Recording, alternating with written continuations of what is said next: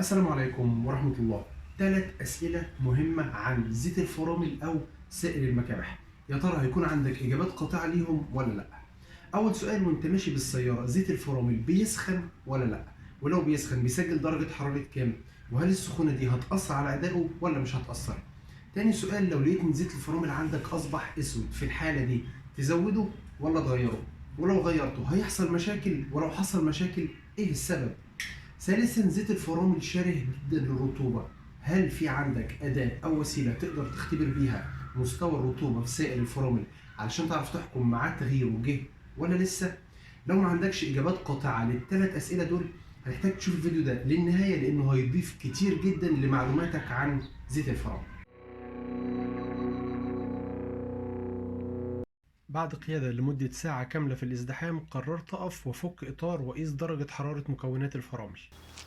وناخد درجة الحرارة بتاعة تيل الفرامل 98 درجة، الطنابير أو الهوبات 35، الكاليبر نفسه 77. نطلع فوق ناخد درجة حرارة الموتور نفسه 102 84. نشوف بقى درجة حرارة الزيت كام. الترمومتر دلوقتي مسجل 28 درجة اللي هي درجة حرارة المكان. هندخله في الزيت وهنشوفه هيسجل كام.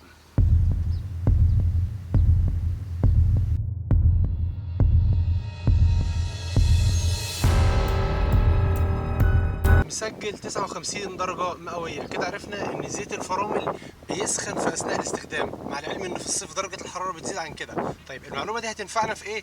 تابع معايا للنهاية وهتفهم. مشكلة شهيرة جدا مع بعض الناس وهو ان زيت الفرامل بيتحول للون الاسود زي كده وزي كده وزي كده.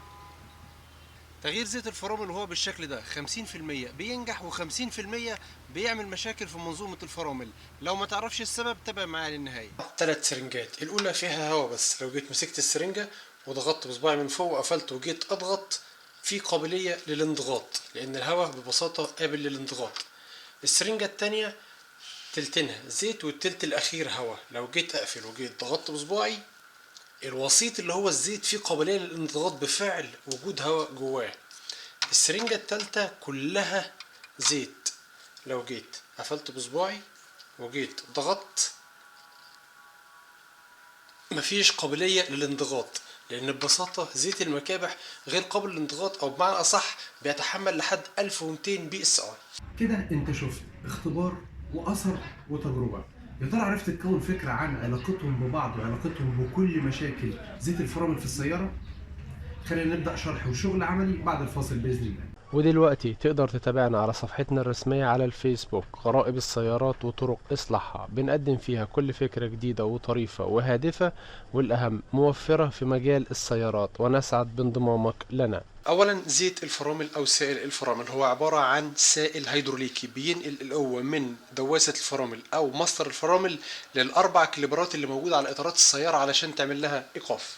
اشهر 3 انواع منه دوت 3 دوت 4 دوت 5، وبيكون مكتوب على كل علبة التصنيف بتاعها. دوت 5 بيستخدم في الشاحنات، والمادة الرئيسة ليه في التصنيع هي السيليكون. دوت 3 ودوت 4 بيستخدموا في اغلب سيارات الركوب، ومادة رئيسية في تصنيعهم هي مركبات الإيثيلين جلايكول. غير ان دوت 4 بيتميز ببعض الخواص الافضل من دوت 3، اهمها تحمله للاستخدام العنيف والمتكرر للفرامل، وان نقطة الغليان بتاعته 230 درجة مئوية.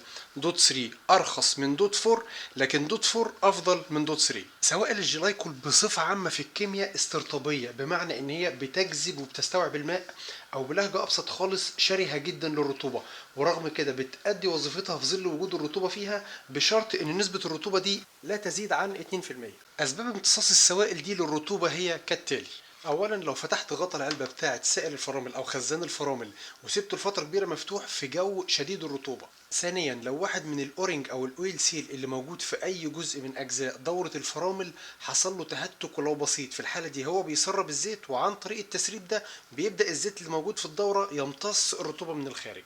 ثالثا عن طريق المسام المجهرية اللي في خراطيم نقل الفرامل، وفي بعض الأحيان بيكون في بعضها تشققات بسيطة جدا محدش بياخد باله منها. رابعا عند صيانة دورة الفرامل وتغيير الزيت، احيانا بيكون خزان الزيت او قربة الزيت ده متسخ بشكل مبالغ فيه، فالفني بيلجأ ان هو يفكه من مكانه ويغسله بالميه، ده ما فيهوش مشكله. المشكله في ان هو لو نسي يجفف الميه دي بشكل دقيق جدا فهي هتختلط مع الزيت الجديد اللي هيتحط في الدوره. علشان كده اغلب شركات صناعة السيارات بتنصح بتغيير سوائل الفرامل او زيت الفرامل كل سنتين او 30 الف كيلومتر ايهما اقرب، لان لو نسبة الرطوبة زادت عن 2% بتبدأ المشاكل، لان سائل الفرامل نفسه زي ما شفت في اول الفيديو بيسخن، والسائل نفسه طبيعته ان هو بيتحمل السخونة ودرجة غليانه 230 درجة مئوية، لكن الرطوبة اللي هو امتصها ما بتتحملش السخونة، وبتحصل ظاهرة تعرف بالفلاش بولينج، وبتبدأ تتكون فقاقيع صغيرة جدا بتفضل حبيسة داخل منظومة الفرامل، وده بيودينا لأكتر من مشكلة. اولا بيبدا زيت الفرامل او سائل المكابح بيغمق نتيجه تشبعه بنسبه اكبر من الرطوبه، ده زيت جديد، ده زيت نسبه الرطوبه فيه اكتر من 3%. ثانيا بتلاحظ ضعف الفرامل وان دواسه الفرامل بتنزل معاك وتعمل امساك بس في الاسفل خالص. ثالثا بتضطر تضغط اكتر من مره على دواسه الفرامل علشان تحضر معاك الفرامل وتمسك العربيه وتوقفها. رابعا بتشتكي من ضعف الفرامل فبتروح للفني، الفني بياخد لك الهواء من الاربع اطارات، الفرامل بترجع معاك ممتازه، اسبوع التاني التالت ترجع الفرامل ضعيفه تاني، لان ببساطه سائل الفرامل اصبح مشبع ولا يزال مشبع بالرطوبه، وبيرجع يكون فقاقيع هواء وهكذا الى ما لا نهايه، وده بيودينا لمشكله مركبه او مشكله تانيه، وهي ان الرطوبه والهواء اللي جوه الدوره لما بيزيد بيبدا يعمل صدى داخل المكونات الداخليه بتاعه اجزاء الفرامل، وهقرب لك دلوقتي تشوف.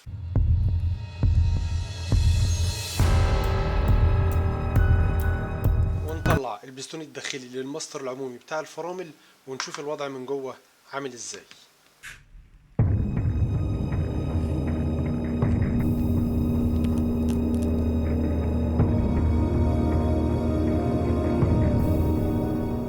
نظرا لان طبيعه عمل البستون داخل الماستر العمومي هو ان هو بيضغط الزيت ويرتد، يضغط الزيت ويرتد، ولان في صدى داخلي موجود هنا، الصدى ده بيسبب اهتراء او تآكل نتيجة احتكاك المطاط ده بالصدى اللي موجود في الأجزاء المعدنية جوه، فبتتولد مشكلة مركبة أكتر. الأولى إن ناتج التآكل من الأجزاء السوداء ده بيمتزج مع الزيت ويحوله للون الأسود الغامق.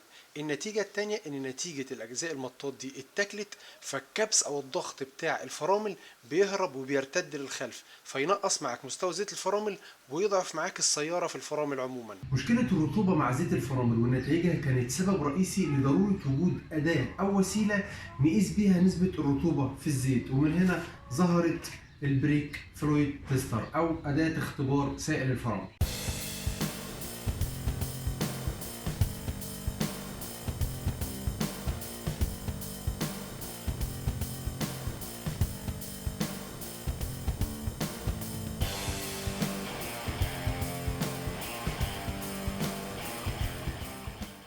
طريقة استخدام القلم أو أداة التست من أسهل ما يمكن. الأول بتركب في الظهر هنا بطارية صغيرة علشان تشغل القلم نفسه، وبعد كده لما بتقلب القلم بتلاقي في عندك 5 لمبات.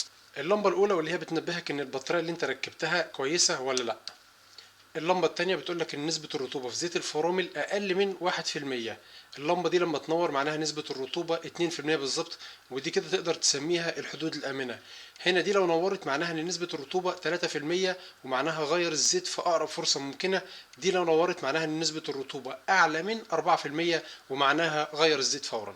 طريقة الاختبار الأول لازم تدوس على الزرار عشان اللمبة دي تنور، وبعد كده بتحطه في زيت الفرامل.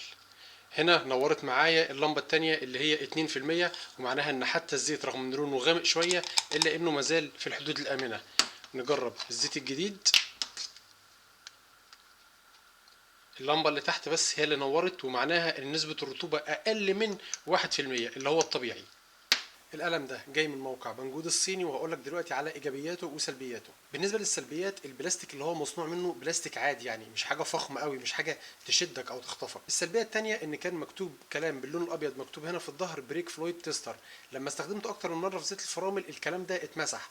طبعا ده ما يعيبهوش لان هو كده كده شغال، ويمكن لان زيت الفرامل بياكل اي بويه، لكن دي امانه ولازم اقول لك عليها. اما بالنسبه للايجابيات فهو قلم صغير بسيط سهل الاستخدام جدا، بتقدر تختبر بيه زيت الفرامل بتاعك في ثانيتين او 3 بالكتير قوي. وللامانه مفيش ولا عربيه جربت ان انا اعمل تيست بيه الا لما اداني القرايه الصحيحه لنسبه الرطوبه اللي موجوده في زيت الفرامل فيها. وتحت الفيديو ده على اليوتيوب هسيب لك رابط مباشر لصفحه القلم ده على موقع بنجود الصيني، لو حبيت تاخد فكره عنه هتلاقي الصفحه دي فوق فيها القلم وعلى الشمال السعر، وتحت منها المواصفات الفنيه بتاعته لان الموقع بيدعم اللغه العربيه، وتحت منها اكتر من صوره ليه عشان تقدر تتفرج عليه، وتحت خالص هتلاقي الفيدباك بتاع الناس اللي اشتريته وجربته وهي بتقول رايها عنه. كده عرفنا سبب وجود الرطوبة في سائل الفرامل أو زيت الفرامل والمشاكل اللي بتعملها وإزاي نقدر نكتشفها. فاضل لما تلاقي زيت الفرامل عندك يتحول للون الأسود وتقرر تغيره تعرف هو هيعمل معاك مشاكل ولا لأ. وفاضل إزاي إن أنت تغير زيت الفرامل بنفسك ومن غير ما حد يساعدك وبأسهل وأأمن طريقة. ودول هيكونوا في الفيديو اللي جاي بإذن الله، فلو مهتم إنك تتابع الفيديو اللي جاي وكل الفيديوهات اللي أنا هعملها بعد ما تضغط على زر الاشتراك في القناه، فعل الاشعارات عن طريق الضغط على علامه الجرس عشان يجيلك اشعار بمجرد ما انزل فيديو. ولو لقيت ان الفيديو ده يستحق انه يتنشر انشره، لان زكاه العلم نشره مش ان انت توقف المعلومه عندك. بكده اكون وصلت لنهايه الفيديو ونكمل مع بعض الفيديو اللي جاي باذن الله.